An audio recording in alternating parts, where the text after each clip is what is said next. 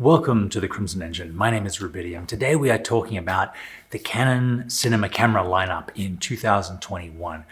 Which camera is right for you and how do the cameras compare as far as features, price, and what you need to tell the stories that you want to tell. So in this video, we're going to look at the C500 Mark II, C300 Mark III, C200 and C70, and we'll throw the R5 in there just in case, because for what some people need, it is actually a really great solution. There are basically four main things that these cameras have. Some of them have all of them, some of them have some of them, and you need to know which ones you're going to need for what you want to shoot. In no particular order, these features are shooting RAW.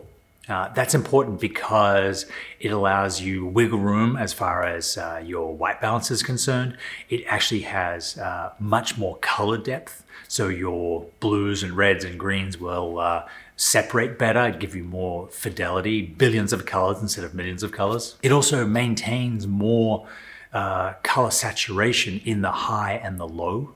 The downside of RAW is very large file sizes when compared to 10-bit XFAVC or 8-bit XFAVC or 8-bit MP4. The next big thing is full frame. Now, full frame is great. The C500 Mark II and the R5 have it. The rest of the cameras do not, though with the C70, you can achieve something similar to full frame by using the 0.7 speed booster from Canon. Full frame allows you to get the full field of view from full frame lenses. It allows you to get a wider field of view with the camera closer to the subject.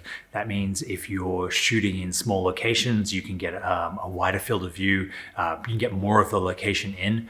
It also gives you shallower depth of field at the same f-stop. So if you're looking for that super shallow depth of field cinematic look that's become popular recently, you'll need a full frame or full frame equivalent camera. The third thing is 10-bit XFAVC or 422 color depth. And this is a good mix of size and quality. Some of the cameras don't have this, and it means you either have to shoot RAW or 8-bit. But if you want long record times, if you're shooting interviews, things that go over 30 minutes, you're going to need this feature. The fourth thing is high dynamic range. The C500 Mark II does this by using its native full frame sensor. The C300 Mark III and the C70 do this by using dual gain output, which gives you more stops in the highlights and the shadows with less grain. And the last factor is cost, because there is one camera that has all of these things, but it, not surprisingly, is the most expensive. So let's start with the camera that I'm talking about, the C500 Mark II. This has RAW, it has great dynamic range, the best dynamic range in the whole cinema lineup. It is full frame, but the downside is that it is $16,000. So it is outside the price range of a lot of entry-level shooters. The next is the C300 Mark III. This is a EF or PL mount with a Super 35 sensor, so you're not able to use the speed boost to get it up to a full frame field of view. It does have dual gain output, so it gives you wide dynamic range in your video, and it has the same body, same outputs, same everything as the C500 Mark II, but it is around $10,000, $11,000 with tax. So you're pretty much getting everything that the C500 is doing, with the exception of the full frame sensor. Next on our list is the C200. This retails for around $4,000, $5,000, depending on whether or not you get the B version or the full version with a screen. It isn't full frame, it's Super 35. It doesn't have a 10-bit 422 codec, only a 420 8-bit codec, but it does have RAW. It shoots RAW to CFast 2.0 cards, and it is absolutely gorgeous. I love this camera. I've made a lot of videos about it, and it is a great solution as an entry-level, high-quality cinema camera. Next, we come to the C70, which is Super 35 with the dual gain output sensor from the C300 Mark II, but because it's a R mount, it does adapt up to full frame with the Canon 0.71 speed booster or focal reducer. This also gives you an extra stop of light. So if you want to shoot full frame in low light, the C70 may be what you're after. The C70 does not shoot RAW. So unlike the C200, which is $1,000 cheaper, It's not ideal for high-end narrative filmmaking. You can use this as a B camera on a feature film shoot or a C camera, but you're unlikely to use it as an A camera or on a commercial or narrative film because it doesn't have that raw capability.